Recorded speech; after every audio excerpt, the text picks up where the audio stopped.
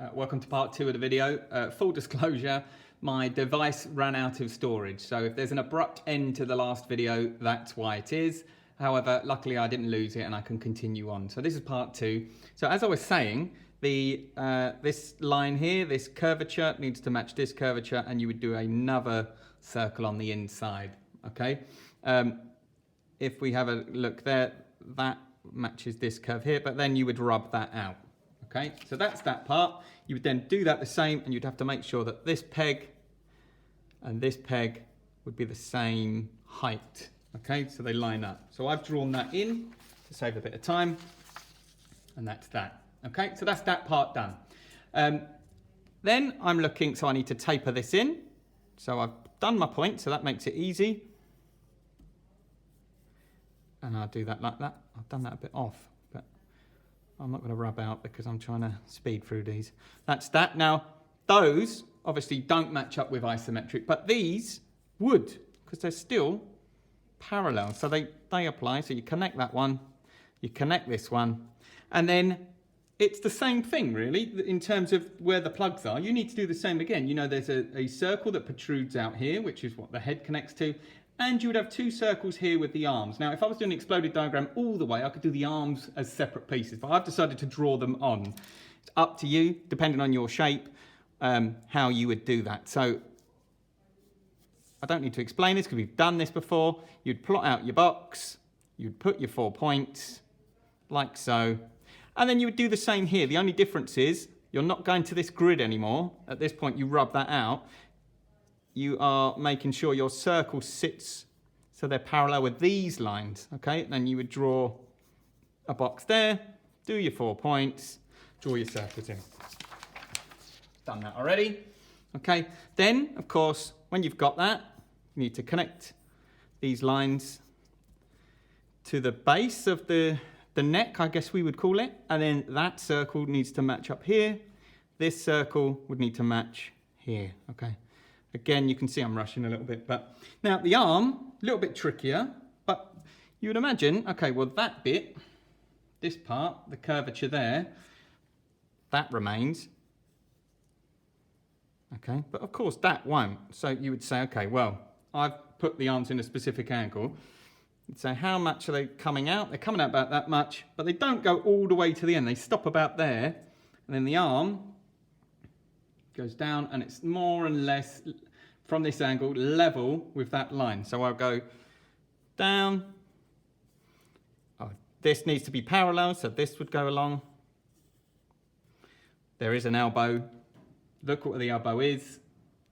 It's higher up than that part. So it's up here. We draw a line like that.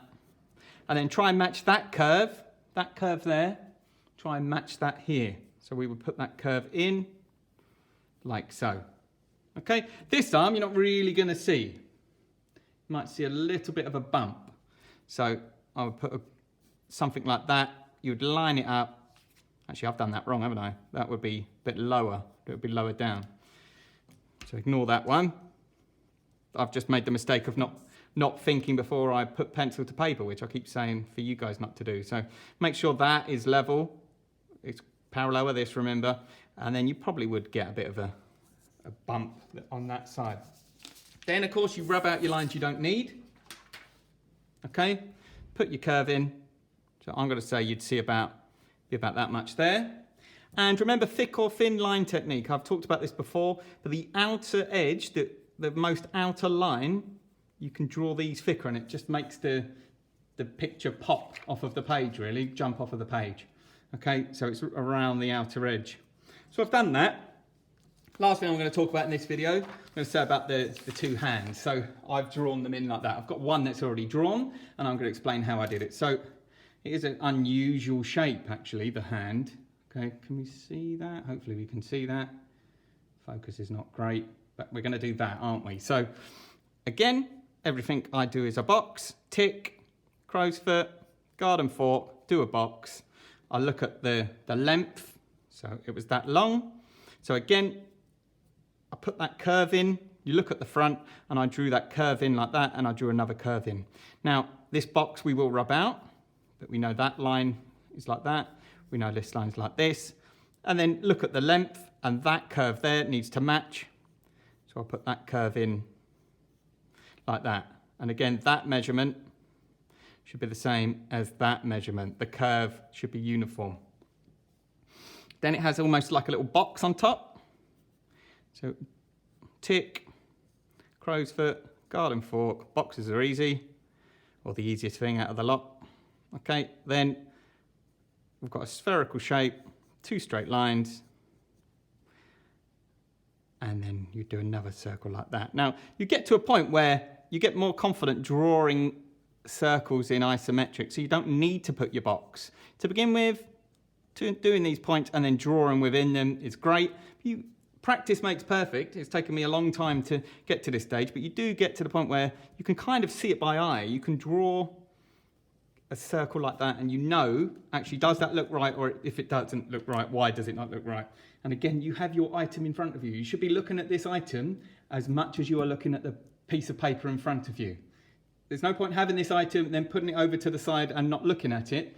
It's there for a reason, okay? All of your point of reference and information that you need is on the item you are sketching. So that's that.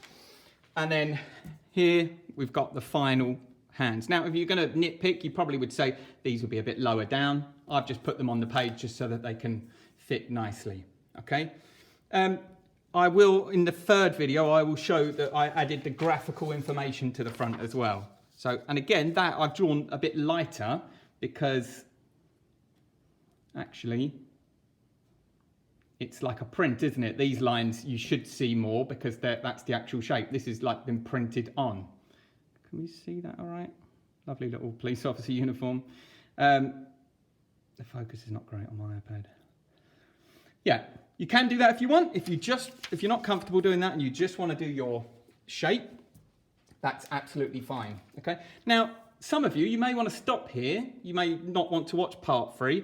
I would suggest having it on in the background while you're sketching, okay? Even if you think I'm comfortable at this sort of level and I don't want to tackle the, I don't want to at this time tackle the next stage, that's absolutely fine. If you really want to stretch and challenge yourself, I would watch part 3, which is coming next, and I'm going to talk about the top section, which I'll show very quickly, the head and the hat, okay? But and it's talking about more curved shapes, which are probably the trickiest thing to do on YouTube.